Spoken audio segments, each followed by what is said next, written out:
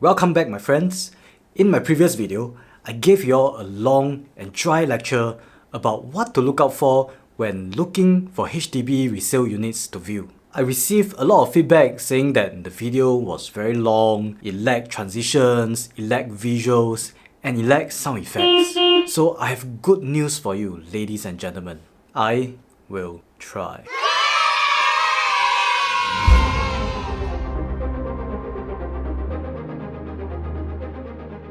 So today I'm going to share with you about how to prepare for the viewing and what to look out for when you are there. Now, viewing a HDB unit is like going on a quest in an RPG. You will need to make sure you bring your gear and you bring your party. So let's first talk about the gear that you need to obtain and equip before you go for the viewing. Number 1, download a compass app. Number 2, download the floor plan from the property site or ask for it from your property agent. This is going to be your map to the quest area. Number 3, bring along a pencil and a notepad. Or you could always use your favorite note-taking app on your mobile phone. And number 4, if you have the feng shui skill, make sure to bring along your 八卦 mirror to optimize for your chance to huat.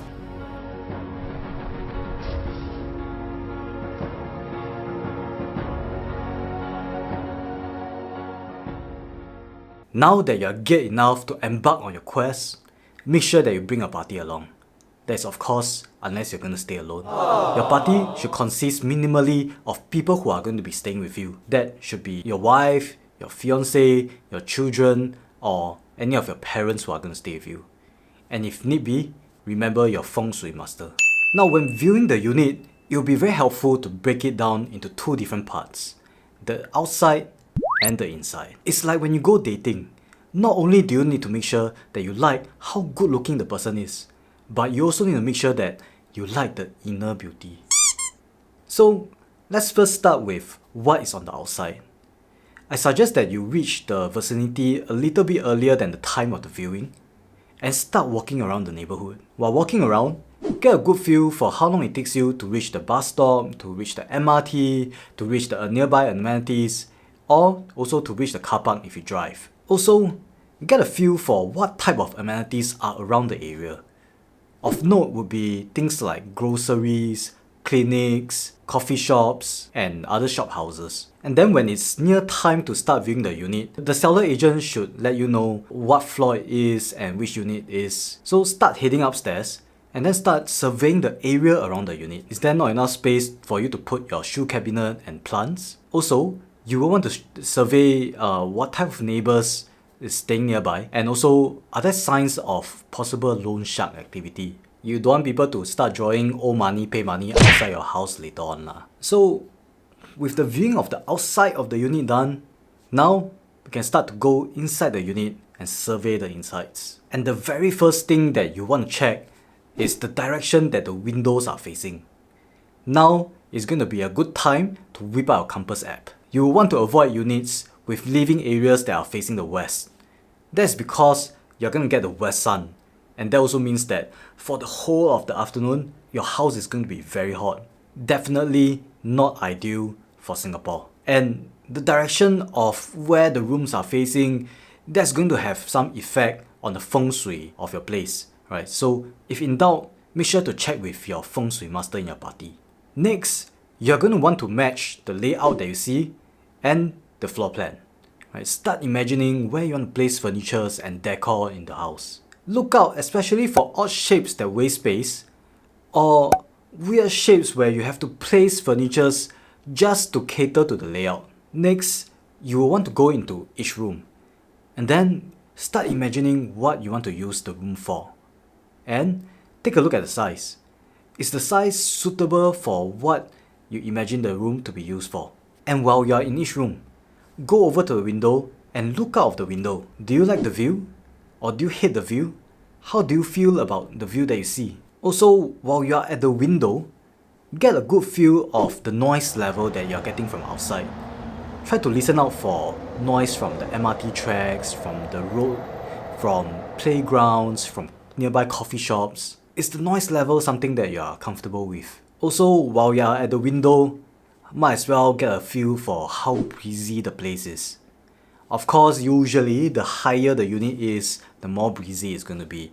But also it depends on whether the unit is going to be unblocked from other buildings, other blocks. And of course for myself, I'm like a polar bear lah. So I like it as breezy as possible. Right? So reminder for myself, try to get a unit as high as possible and as unblocked as possible. Okay? No need to stare out the window for too long. Next thing, you want to look around the room and start looking for the sockets, the power sockets. Make sure that they are in areas where you're going to be placing the furniture, placing the tables, placing whatever other appliance that you want to place in the room. And then finally, you want to get a good gauge of how much renovation needs to be done to the place. So look around the whole unit. Look at the built-ins. Are you going to keep them or are you going to be tearing them down? And also look at the condition of the floor tiles, look at the condition of the walls. Are you going to be keeping them? Are you going to be hacking them away?